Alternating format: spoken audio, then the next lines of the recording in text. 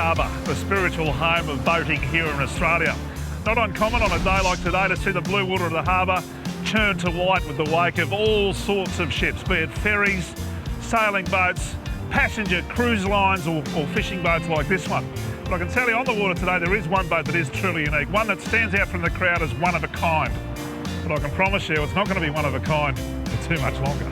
It's a special occasion here on Creek to Coast as we've been given exclusive access to the absolute latest, fresh from the factory, signature 575 Runabout Fisher. And I reckon it's only fitting that we test the latest release from one of Australia's iconic boat builders, the Haynes Group, in a harbour that has a few Aussie icons of its own. Fresh from its much anticipated launch at the Sydney International Boat Show, where it wowed journos from across the country, now it's our turn to put the 575's angling credentials to the test. This is, after all, a boat with a knack for finding its way to the fish. Excellent chance to pick up some bait on the way and take a look at some of the Southern Ocean fish that we might be catching today. Let's go and have a look.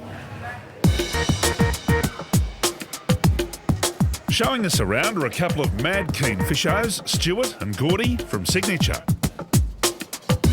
Check out how fresh these are, Dino. Are we going to eat them or fish with them? Oh, we'll fish with them, but we might eat them if that doesn't work.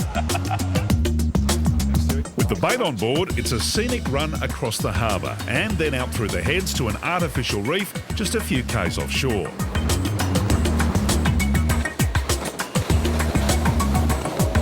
For those unfamiliar with the history of Signature's RF series, it's the range specifically designed with anglers in mind, sacrificing cabin space for a much larger deck area to create a purpose-built fishing platform.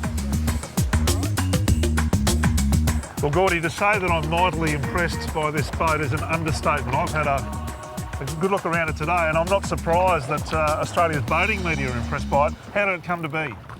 Well, basically, we had the old 575, which was, pretty iconic sort of model for us. We sold plenty of them. And we had a bit of a gap in the range and the runabouts, so we developed the 575 RF. Everywhere you look on this boat, there's clever engineering and technology at play. From the all-new 7th generation Signature variable dead-rise hull underneath, to the Garmin electronics package on the dash, and even the intelligent outboard on the back. 175 horsepower, it gets along pretty well. It does about 75 k's, this thing. But with this fuel tank, it's got a range of just under 400 k. So even little things like this 175's got a dual charging system. So for an offshore boat, where you're going out all night and there's lights on and sounders on and stuff, this thing charges really well. It's got a split VSR system on it, so it'll charge your start battery and then flick over and charge your house battery. Like, they're really smart engines. Although we mightn't have been stretching the limits of the massive 180-litre kill tank today, the swells certainly provided an opportunity to test the stability of the new hull design in sloppy offshore conditions. But without much to show for our efforts, the decision is made to fire up the Suzuki and head back in, where it's heartening to see that even in style-conscious Sydney Harbour, our Susie fits right in with the local fashion trend. That's a good-sized squid, Gordo. That's a big squid. Nice big southern calamari, I'd say, Dino.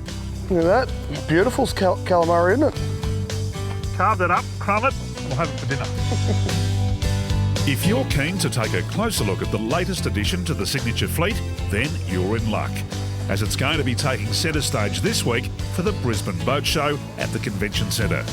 Or alternatively, jump onto the Signature site to find your local dealer.